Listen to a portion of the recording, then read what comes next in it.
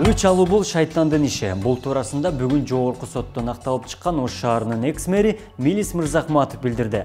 Ар бир пенде маңдайына жазылганды көрөт дейт Мелис Мырзахматов. Ал ошондой эле бут тосуулар болгондугун да кошумчалады. Саламатсызбы, Мелис мырза? 6 жыл чет мамлекетте жүрүп, өлкөгө эмеле кайттыңыз. Саясий чечимдерден улам Ош шаардык соту өзүнүн өкүмү менен сыртыңыздан соттогон болчу. Мындан улам учурда соттун өкүмдөрү жөнүндө эмне айта аласыз? Салам. Эми саясий чечим деп туура айттыңыз, саясий чечим. Соттун өкүмдөрү бир күндө заматта бытчыты чыкты. Кудай буйруса, ошол эле Ош шаардык сотунда, Ош областтык сотунда жана жогорку сотто ошол эле менин ишим боюнча толук акталып, мыйзамдуу күчүнө кирди. Бир заматта ошол карточный домик сыяктуу куралган жомок кылмыш иши бир заматта талкаланып ордуна келди. Башкача айтканда, ак ыйлы сынбайт, чындык орноду. Соттон акталып жатканыңызда кандайдыр бир тоскоолдуктар болдубу?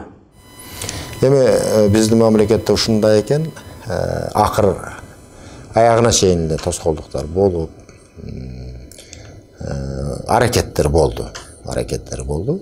Кандайдыр бир күчтөр ушул менин саясий талаага кирбешиме, башкача айтканда, кызыктар болушту окшойт. Сизге да маалым болгондой, бийлик алмашып, жаңы саясий күчтөр бийликке келди. Негизи эле учурдагы кырдаалга кандай баа бересиз? Кырдаал эми мына көчөдөн сурасаңар эле айтат, кырдаал абдан оор.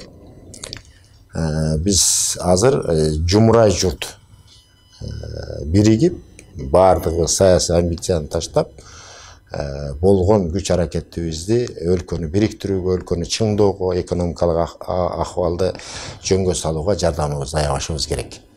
Ал бийликке эшмат келдиби, ташмат келдиби кеп анда эмес. Кеп Кыргызстанда туруктуулук орноду, саясий талаа, мыйзамдуу талаага кирди.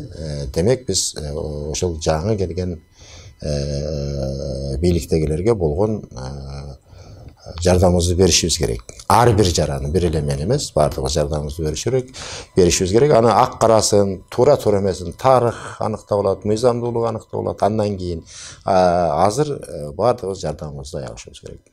Кырдаал оор, ар тараптан экономикалык дагы, саясий дагы, коомдук дагы кырдаал оор. Ошондуктан мен ушул кайрылууну жасап жатам, бардыгыбыз жаран катары жардам беришибиз керек. Өлкөбүз бирөө гана, мекенибиз бирөө гана.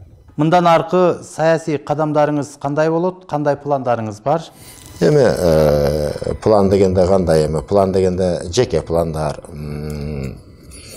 чарбалык пландар дегендей эл катары жумушубузду улантабыз, чарбабызды кылабыз дегендей эл катары. Эми бардыгы эле ошол нерсени сурап атышат, кандай болот. Биринчи кезекте мен азыр оюм өлкөнүн эгемендүүлүгүн бекемдеп, экономикасын чыңдоо.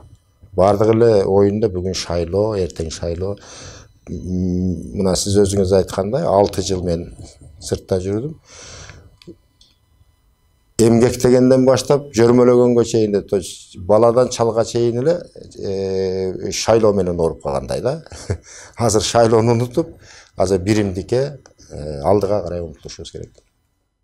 Мелис мырза, жогорку сот чечими менен биротолу акталдыңыз. Сизге адилетсиз чечим чыгарып, саясий куугунтук уюштургандар боюнча өч алуу оюңузда барбы?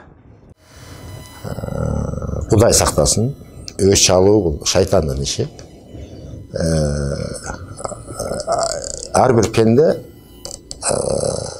маңдайына эмне жазылса ошону көрөт. Кудай өзү ак карасын талдап алат.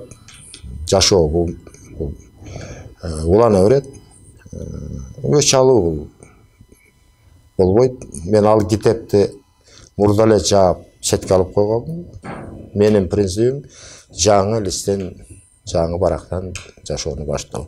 Ошондуктан эгер кимдир бирөө ушундай бир ойдо, азыркы сиз суроо бергендей ойдо болсо, кадырлары жан болсо боло берет.